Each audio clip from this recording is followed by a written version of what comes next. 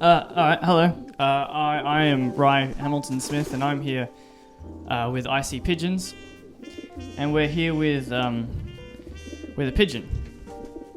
And we're going to talk about PC culture and being able to take the power from words.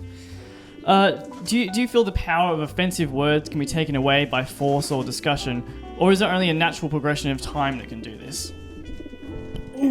Well,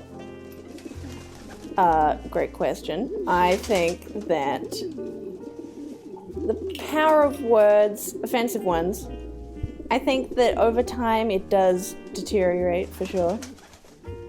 Such as the word damn, right? That's changed a lot. That used to be very offensive. But I also feel like we can take the power of words, like, away from it if you choose to. I guess my point would be, is it about just because so many parties are involved when changing the power of a word?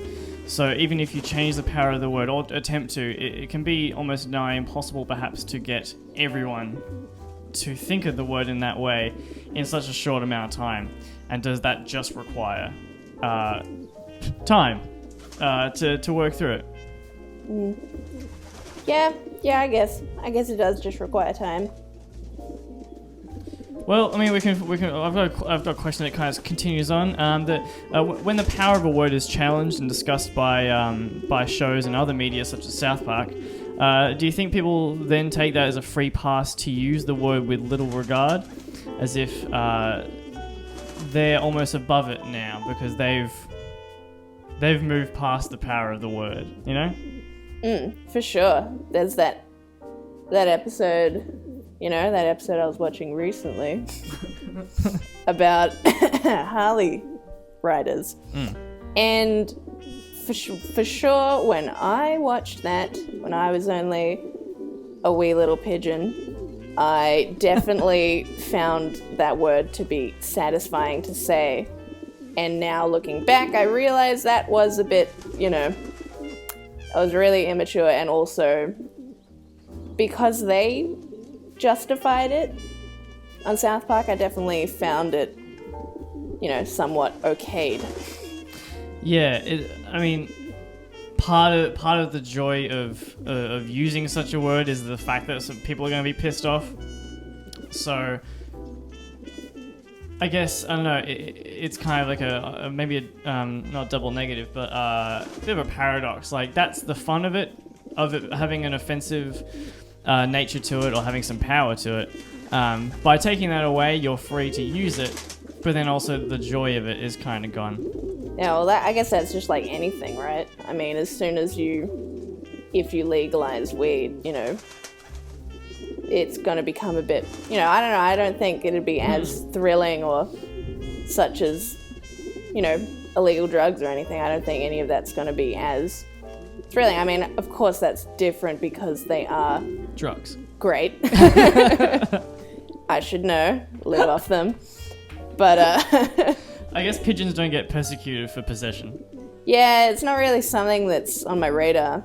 But what I've noticed with the human race, at least, is that, coming back to South Park, that weed episode, if you just legalize it, people will stop doing such ridiculous shit and just be a bit more mature about it and won't abuse it as much. It's been proven time and time again by things like prohibition and stuff like that. That once people can't have something, that just creates more trouble than the actual thing that they try to get rid of.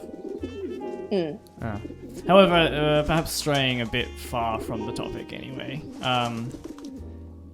Just drugs and perhaps bad language are slightly different. I mean, probably not the best comparison. The use of the word, it's the intent behind it, obviously, which I guess was people would argue that's why they want to take the power from a particular word. But I don't know. This is why we're discussing. Anyway, question 3. Final question. A rat of the sky is often a phrase used to insult pigeons. Being a dirty, disease-ridden street pigeon yourself, do you think people should refrain from using phrases such as this about your kind? Yes, who uses that? Pigeons are the most intelligent birds out there. I don't understand what made the humans decide to treat us like garbage after we helped, my ancestors helped so much in wars and yeah, I take a lot of offense to that. Well, I don't give a shit. You're just a fucking pigeon. Anyway, thank you.